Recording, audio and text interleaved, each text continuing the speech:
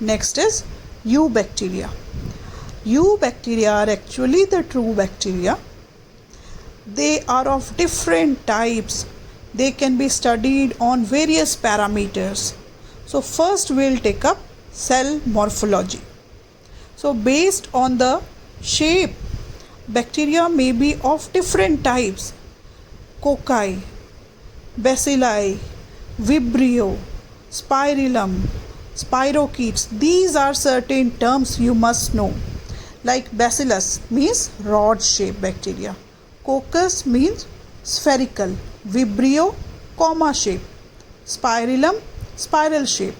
Spirochete, worm like shape. So let us see them. See, on the extreme left is the spirillum bacteria.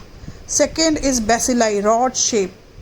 And on extreme right is the cocci, spherical shaped bacteria. And they can further be arranged.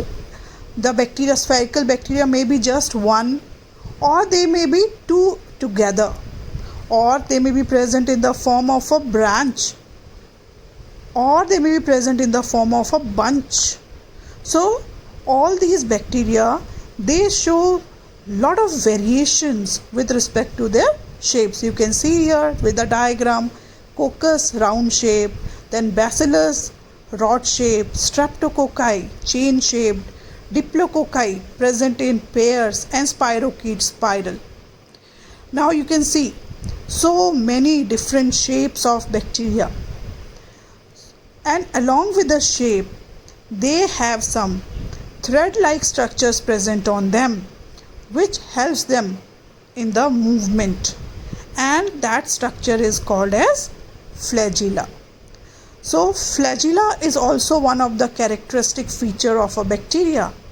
Based on the flagella, bacteria may be monotrichous, lophotrichous, amphitrichous, or peritrichous.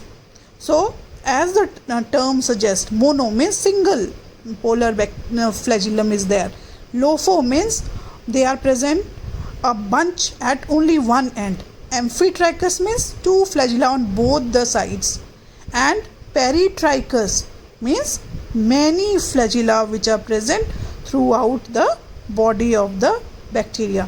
So here you can see based on the flagellum also we can study bacteria. Next comes the bacterial size.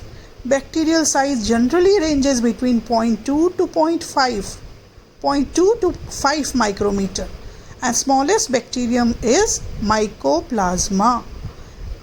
And you can see this is a typical prokaryotic cell. The structure of a prokaryotic cell is very simple.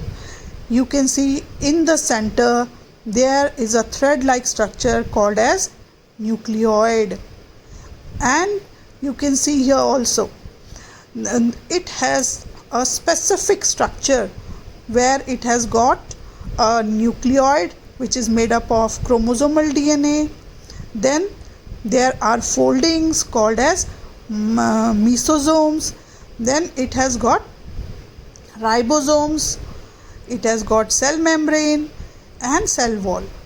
So the whole structure of a bacterial cell can be divided into essential structures which include nucleoid, cytoplasm, cytoplasmic membrane, cell wall, whereas other structures may be capsule, flagella, pili, endospore.